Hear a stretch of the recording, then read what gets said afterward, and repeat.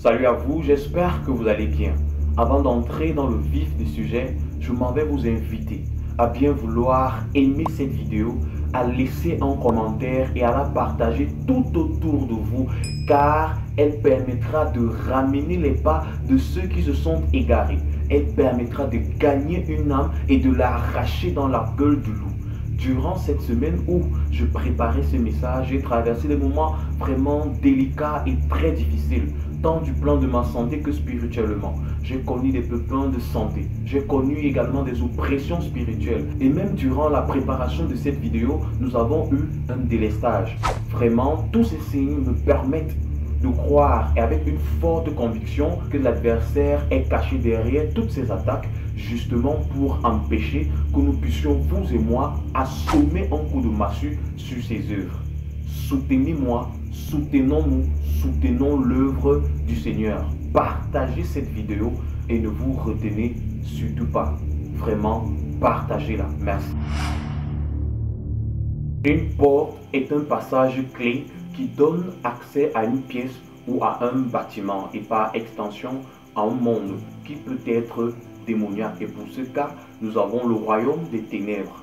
Et dans l'autre cas, nous avons le royaume de Dieu qui n'a qu'une seule porte et c'est celle de notre Seigneur Jésus-Christ. Les portes ont donc une fonction protectrice. En effet, elles protègent les biens, les personnes, l'espace privé et la vie privée contre toute forme d'invasion, d'incursion et d'agression. S'il existe plusieurs types de portes, elles ne possèdent toutes pas la même constitution matérielle. Il y a donc des portes en bois, des portes en fibre de verre, des portes en polychlorure de vinyle, des portes en métal, etc.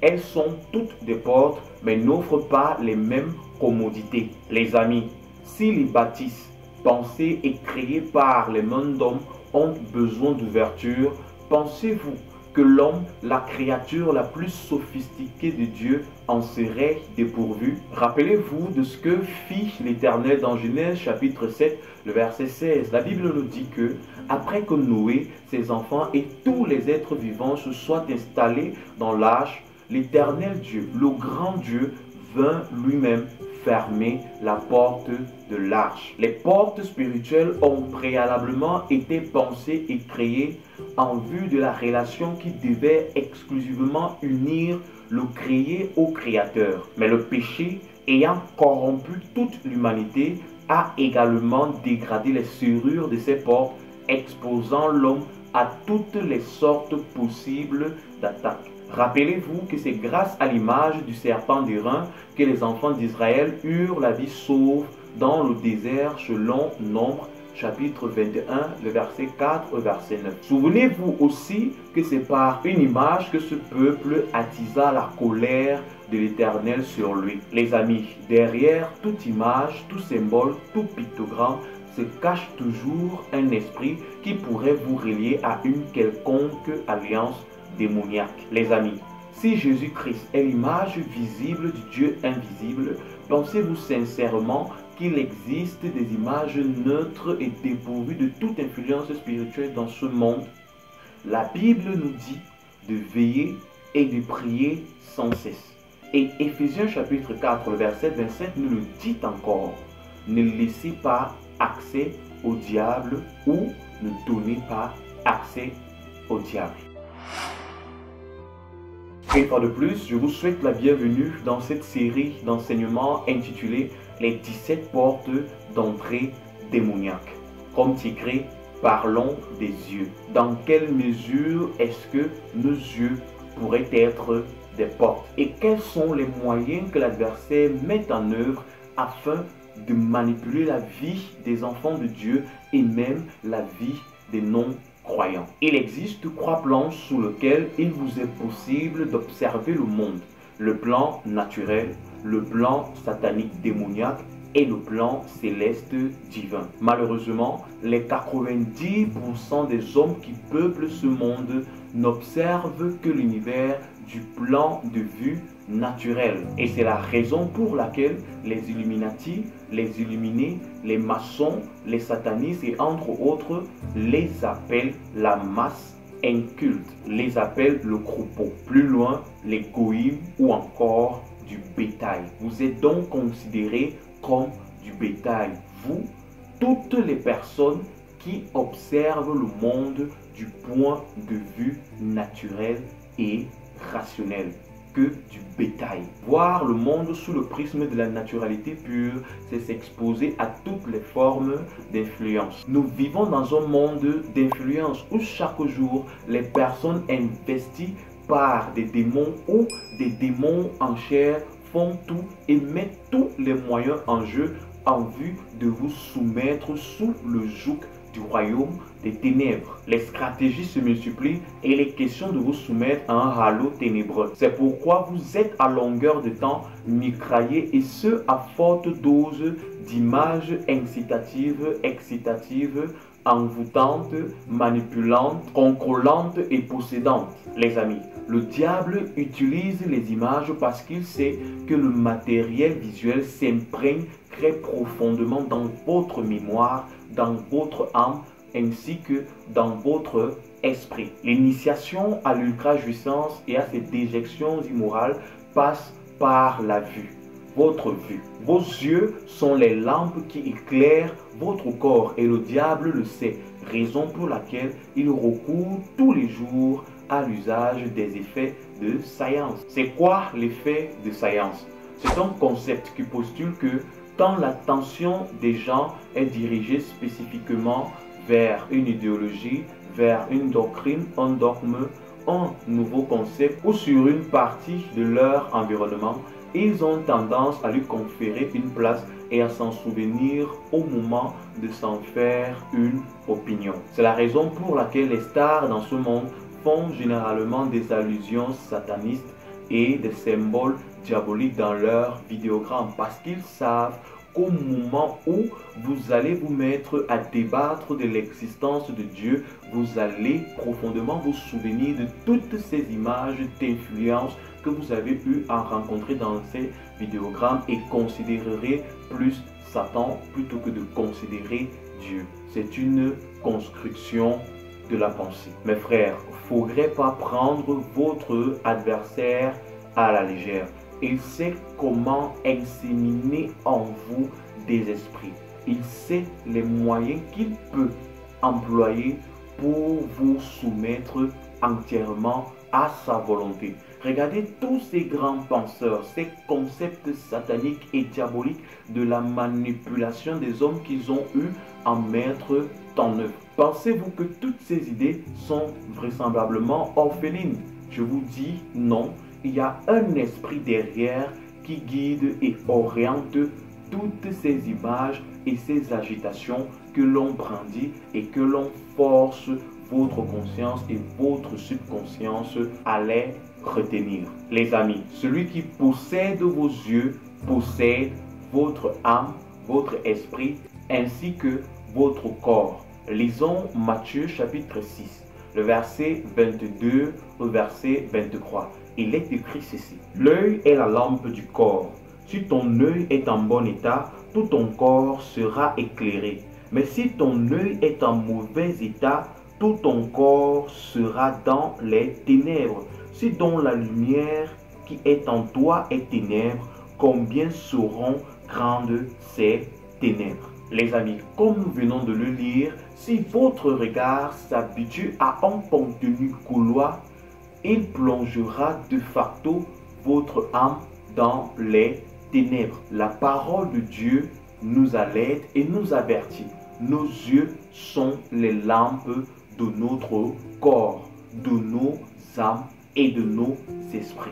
Pour vous familiariser à la licence, l'adversaire recourt parfois à des fictions et à des films pour vous initier aux nouvelles pratiques sexuelles et tendances et flirting. Comme le disait encore Anton Lavey, le pape de l'église de Satan dans les années 1980, le téléviseur est notre prophète. Ces parents, ces croyants, ces crétins nous abandonnent leurs enfants devant le petit écran pensant que nous allons leur donner une meilleure éducation. Mais ce qu'ils ne savent pas, c'est que nous allons leur inculquer notre liberté. celle qui émane du seul vrai Dieu, Lucifer.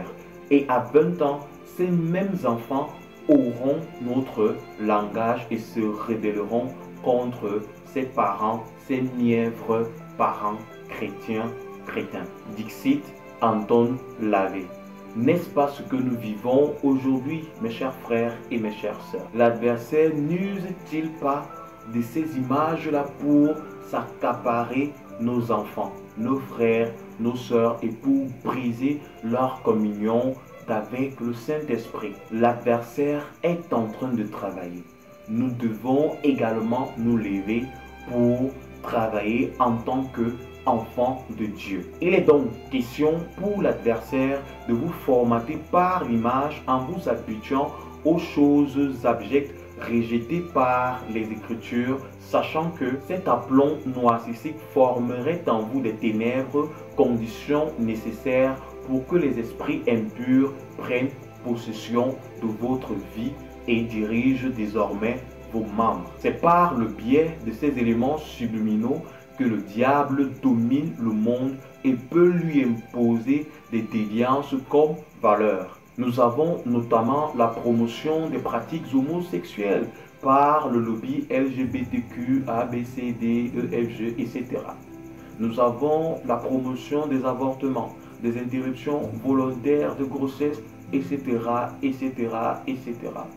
Le diable accoutume la jeunesse à la consommation des stupéfiants. Ça, on le découvre dans des clips vidéo. Le diable accoutume la jeunesse au meurtre, à l'inceste, à la corruption. Ce sont des images qui peu à peu s'imbriquent et invitent les démons à prendre possession de vos vies. Pourquoi? Parce que le diable aurait établi son siège en vous par le biais de toutes ces images érigées dans votre âme. La séduction passe également par l'image des hommes politiques et des stars montantes dans ce monde qui ont la lourde mission de pousser les masses à adopter les nouveaux concepts sataniques. Et ce qui est flagrant dans tout cela, c'est que ces individus ne manquent pas de honnir et de vouer au diable toutes les personnes qui oseraient se présenter au nom de notre Seigneur et Sauveur Jésus-Christ. Les images de l'adversaire ont pour but de renverser et de détruire tout ce que le Seigneur voudrait que l'homme respecte et applique dans ce monde comme commandement. Tu aimeras le Seigneur ton Dieu. Tu n'auras pas d'idole et tu ne te feras point d'image. Toute cette base, l'adversaire travaille jour et nuit afin de l'anéantir dans la vie et les pensées des chrétiens que nous sommes et que vous êtes. Les bien-aimés, combien de croyants, combien de frères ont rétrogradé et sont retournés dans les vomis à cause d'une image, à cause d'un flyer, à cause d'une affiche publicitaire, à cause d'une fiction, à cause d'une série, à cause d'un cliché qui n'aurait dû pas rencontrer au devant d'eux. Les images sont extrêmement fortes. C'est la raison pour laquelle le diable tenait à pousser le peuple de Dieu à se bâtir une sculpture en or, en pierre précieuse dans le désert, parce qu'il savait ce qui se cachait derrière cette image. Toutes les images ont un esprit. Je dis bien et je le répète encore, il faudrait que vous soyez vigilants. Tous les symboles, toutes les images, tout pictogramme, toute représentation a un esprit derrière. Il est donc temps pour nous, pour vous, enfants de Dieu, de prendre conscience concernant cette réalité-là. Sinon, l'adversaire continuera à traîner les enfants de Dieu dans la boue et à écraser tous ceux qui n'ont pas encore entendu le message de l'évangile. Proverbe chapitre 17, le verset 24 nous dit que la sagesse est devant nos yeux. Et je vous invite à ne plus les promener autre part. La sagesse dont il est question, elle est celle de la parole de Dieu. Et lorsque nous lisons Jacques chapitre 1er, à partir du verset 15, la Bible parle à tous ceux qui ont plongé leur regard dans les Écritures. Parce que nous avons plongé nos regards dans les Écritures, sachons demeurer et vivre selon le reflet que cette parole a renvoyé dans nos âmes, dans nos esprits et dans notre conscience. Levez-vous, levons-nous comme un seul homme afin de protéger cette porte que le Seigneur nous a donnée. Si le Seigneur nous a donné des yeux, c'est pour que nous puissions repérer le chemin qui conduit vers sa demeure, notamment la parole, l'évangile de Dieu.